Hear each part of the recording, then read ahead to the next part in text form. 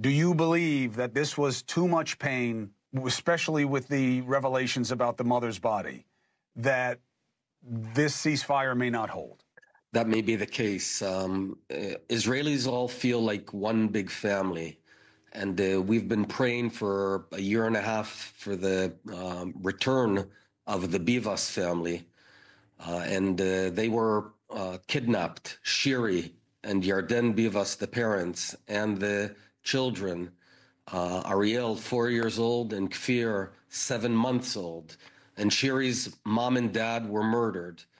And the whole year we hoped, but now we know that the children were murdered by Hamas, in custody of Hamas. We know that by the forensics. The IDF has just announced that. We're talking about a 7-month-old baby, Kfir. And Ariel, his brother, loved Batman, and he'd always run around in a costume of Batman. And Shiri loved her children. And the terrorists not only murdered the grandparents and kidnapped the kids, they even shot the dog, Tanto.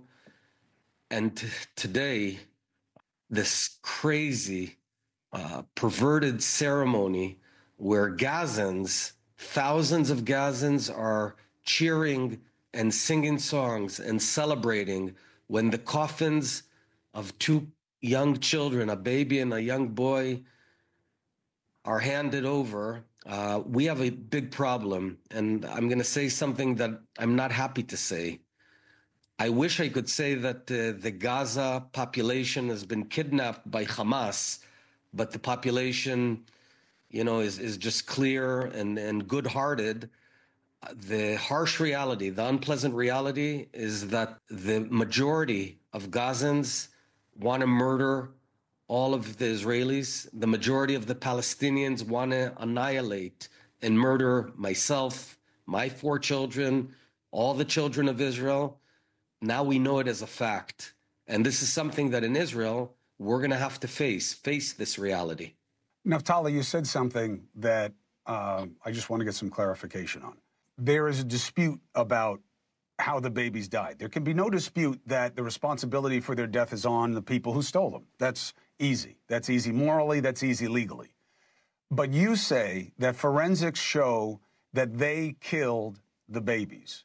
They say, as you know, it was the bombs, the airstrikes that killed the babies. You say no. I'm relying on the official announcement from 2 or 3 hours ago of the IDF.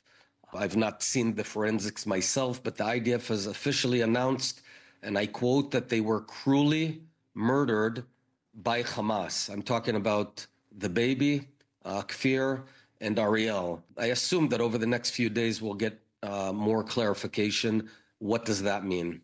Well, I'll tell you, what it means forensically is one thing. What it means to the Israeli population is a frightening thought. I mean, there's nothing worse than dead babies, let alone if the killing is intentional. Naftali, this is such a horrible time, and there's nothing I can say other than to pledge that we will see it through, and we will be fair, and we will be there when required by the turn of events on the ground, which I think may be coming soon.